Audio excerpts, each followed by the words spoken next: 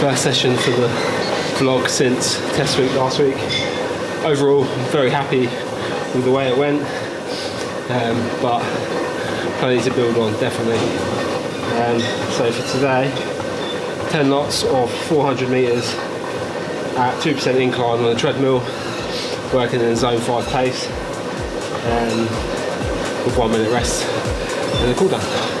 Nice simple workout. We was going to go to the track, but got a life to live, and driving 40 minutes to the track to drive back 40 minutes, an hour and 40 minutes I could save. So I've saved it. Get the workout in. I've got some stuff to do this afternoon. So let's get it done.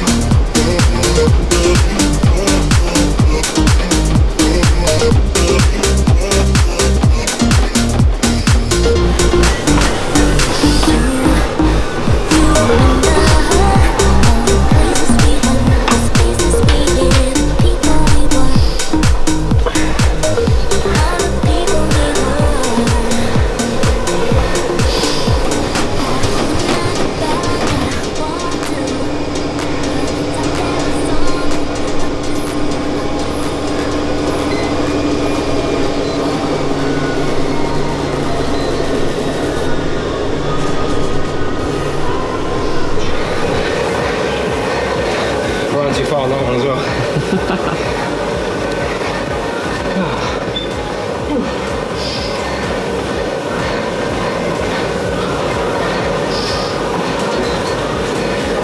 Last one. Now, only got a 5 minute cool down. So 10 400s, 2% incline on the treadmill today.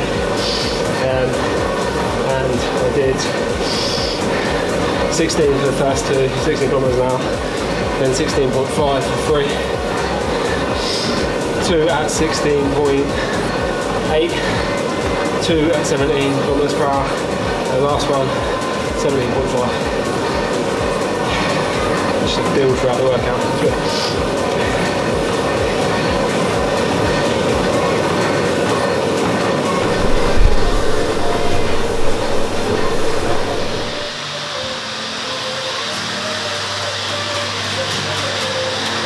It was a sweaty one, so got to clean up after yourself. Hygiene first, you know, in these COVID times. Or even not in COVID times. Yeah, everyone's forgotten about the petrol crisis already as well. Isn't it? People have to have something to moan about. Yeah. Wonder what will be next. So, I've been doing quite a bit of static stretching every day, focused on my quads and my calves mainly, hip flexors as well, because they're the areas that are particularly tight on me, and I struggle with mobility on. Now, I said it maybe a couple of months ago now, in one of the blogs when I was resistance training, that I tend to build my mobility stretching into my workouts. Well, that is true. So in my resistance training for my legs, I am working on hip extension, quad length, hamstring length, calf length, with the resistance training exercises, but because they are particularly tight, a little bit of extra work.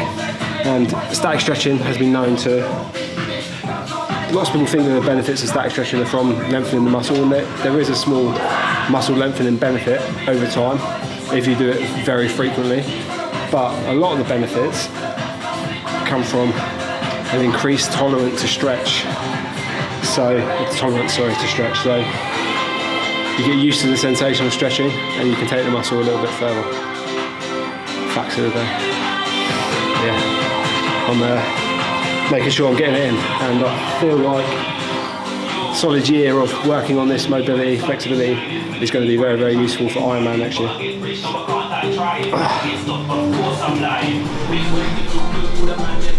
That's us for today.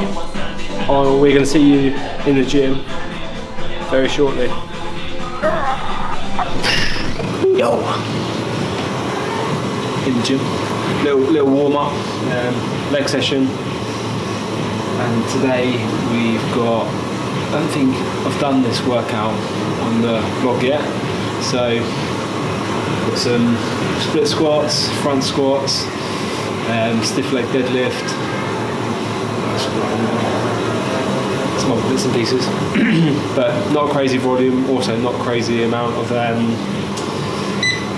load either, but enough to keep the positive adaptations coming. We're also going to talk a little bit whilst we're training about some things that people can do, or things that I do as well, to work around injuries. I was reading this this post on social media the other day by a well-known running guy. I'm not going to mention his name. He's an elite athlete himself. He was talking about how you should never train when you've got pain. I was like, bloody, what a privileged life he's led. Do you have that luxury? Because most people don't have that luxury. And if I was honest, I'll give you some background on it later. If I never trained ever when I had pain, wouldn't be very fit, put it that way.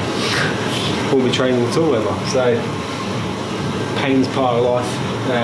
Especially when if you've got a condition or something like that, and we'll talk about that more later on. But definitely a lot of things you can do to work around pain, so we'll go into that. You know, based off my experience, based off me working with lots of patients over the years, lots of elites as well, managing pain and still being able to compete and etc. So we'll go into that. But let's get this warm up finished, 5 minutes on the bike, and then onto some front squats. Looking forward to it.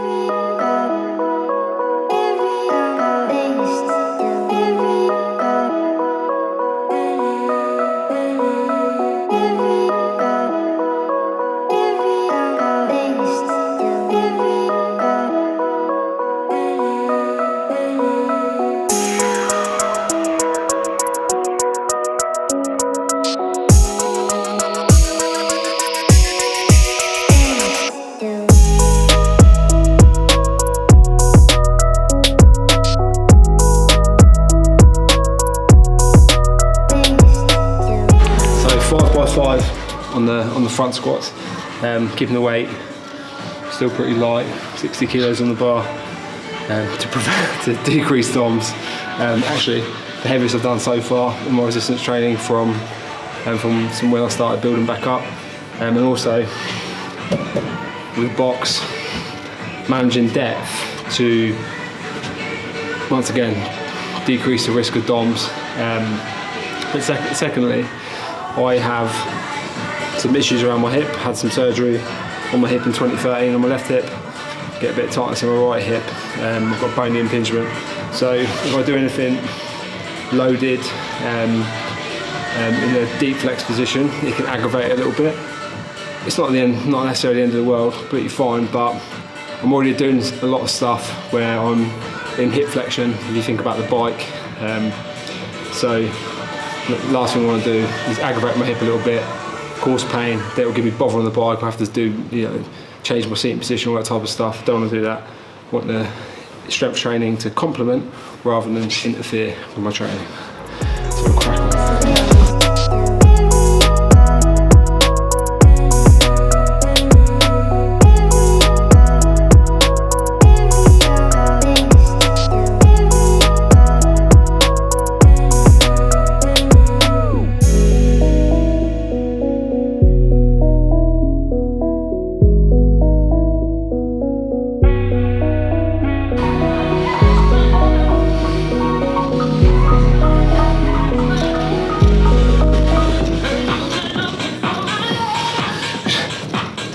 was just talking to James off camera. He was saying that any exercise that's got a European country or place or a name in front of it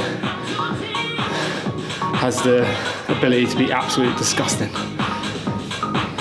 Bulgarian split squats, Romanian deadlifts, Copenhagen hip abduction exercises, always on Nordic hamstring curls, power press. You load them up appropriately. Even when you don't load them up appropriately, they can be disgusting.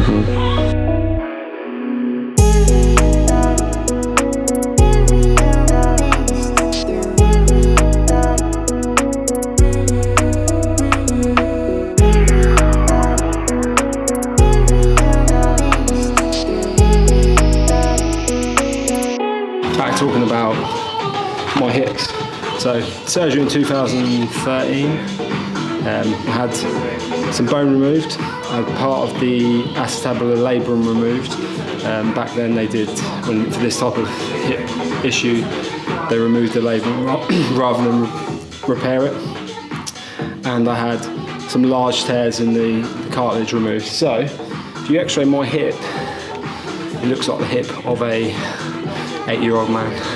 It's beaten up, but functions pretty well. Gets a little bit stiff occasionally. I have to look after it. I have to build my training specifically around it, and it can occasionally get a bit sore, but very, very manageable if I'm doing a good job with it. Right hip, very similar issues to the left hip, but just nowhere near as bad. Once again, kept healthy through looking after myself, good rehab, good training, not being too stupid. Now, on top of all of that, I really am a mess. On top of all of that, I don't really speak about this much on social media or the blog. I haven't even touched on it, not because I just haven't got around to it. Basically, a couple of years ago, I was diagnosed with a condition called psoriatic arthritis. It's something that runs in my family, on my mum's side, not my mum, but her side of the family. And I get periodic flare-ups of all of the joints of my body, but more, and the tendons of my body, more specifically on the left-hand side. Some a little bit on the right-hand side. And it's typically made a lot worse if I'm not looking after myself or my lifestyle's not in order. I don't take any medication for it. But it does mean I'm naturally a little bit more stiffer than what I'd like to be, and I have to work on my movement a little bit more than some people. Hence the reason I said earlier about pain. Now, there's days where I kind of can flare up and have the choice. Either I bin the workout off or I work around it. And these flare-ups may last for longer periods of time, but I go and get it done. One, because exercise is very meaningful to me. I love doing it. I know that also exercise can be beneficial for inflammation in the body. It's a good thing to do if you've got these inflammatory joint conditions, but it can make it a little bit more challenging. Went for a run last night and I was kind of in a flare-up over the weekend. Poor night's sleep with the children, kind of flares me up a little bit, sends my physiology into overdrive. It doesn't help. When I've done some hill interval sessions, not hill sprints, but hill interval sessions last night, every joint was hurting. But today, I had a good night's sleep, woke up today feeling great. So, once again, sometimes you don't have the luxury, you've got to train around it. And I watch people, some of my patients, I've got patients that lost their legs in Afghanistan who go on to accomplish world records, patients that overcome some serious adversity and then go and win in high level sport and go and win world titles or European titles in kickboxing and stuff like that. So I watch these guys guys and girls even do this type of thing, and I think, a bit of inflammatory pain, I'm a bit sore, kind of sit at home, feel sorry for myself, or I can think hashtag no one cares, no one gives a crap, and get on with it. And that's what I tend to do now. Everyone is individual, so manage this stuff as best you can, and you should. So I always say to people, if they've got pain, injury, and stuff like that in clinic, but it'd be useful for you guys too. Go and see someone, or go and get some advice from someone who knows what they're doing, Because often some people will tell you just rest, but that may interfere with your training goals, etc. When actually there's probably a lot you can do where you don't have to take that much time off. Back to it. Message Hardiman Performance on Instagram. You don't have to. You can if you want. I'm telling you to.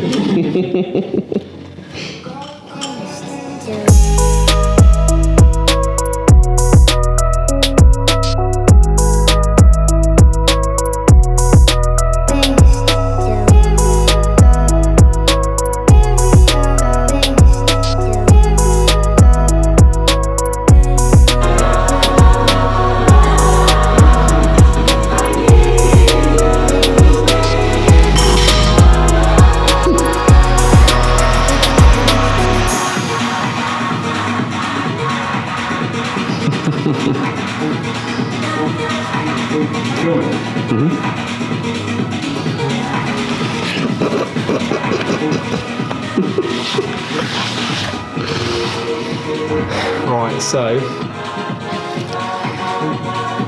probably not how long left.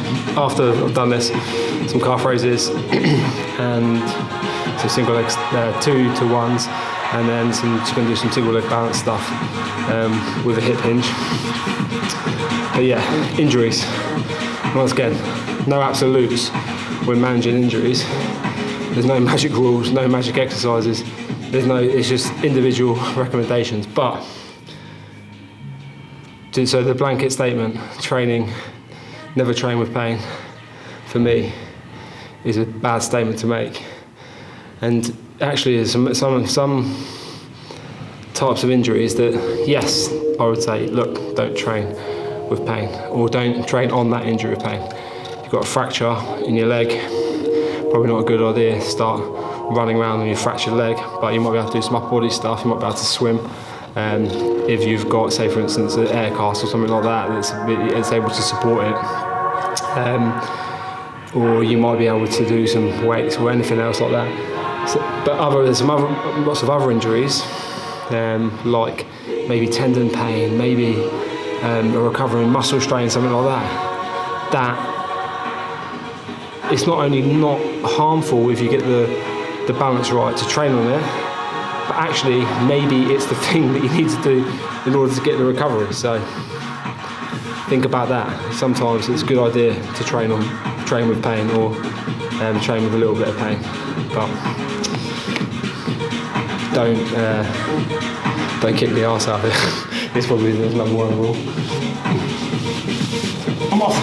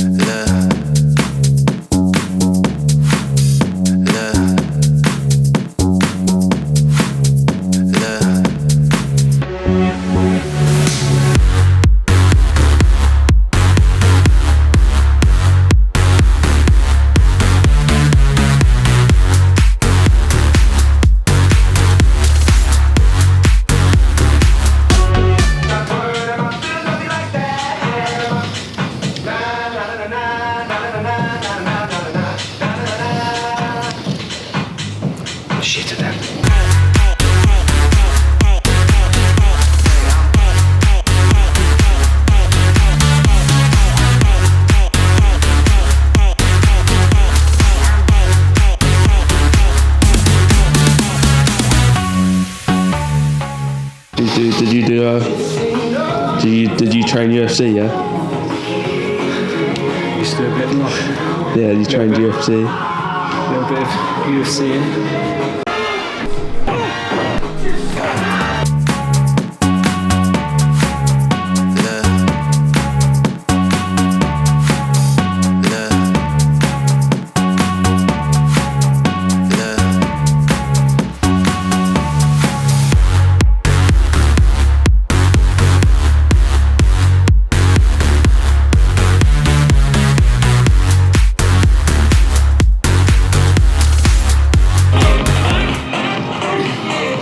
So that's the workout. Good workout. Like I said, we can work around pain, work around injuries. I hope that's helpful for some people. It certainly helped me, helps a lot of the athletes and patients we work with, definitely. Just gonna, so I mentioned it previously in the blog, I'm just gonna finish off with some static stretching because there's some certain areas that get tighter on me, so a little bit of static stretching to finish off with, hopefully decrease muscle soreness for tomorrow and the next day, because run tonight, cycle and swim tomorrow, and then we just will keep rolling in this build to Ironman UK next year. Really good, cool thing that some of the my coach, he coaches a load of other athletes, really good team of athletes, but some of the athletes over the weekend done really well at Ironman Mallorca. One of them winning the age group race, one of them coming fourth, and another one coming third in his age group. So these are the type of aspirations that I've got. Might take a while to get there, but I'm going to work towards it, and you've got to be around the right people when you do it. Thanks for joining me. We'll see you very shortly.